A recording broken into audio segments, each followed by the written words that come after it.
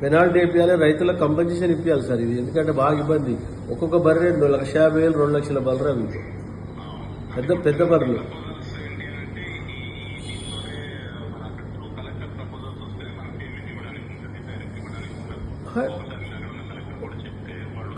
మీరు రెఫర్ చేయండి, ఎందుకంటే మీ డిపార్ట్మెంట్ మీది కాబట్టి మీరు డిస్ట్రిక్ట్ పొల్యూషన్ ఆఫీసర్ తోటి మన కేసు బుక్ చేయించాలి.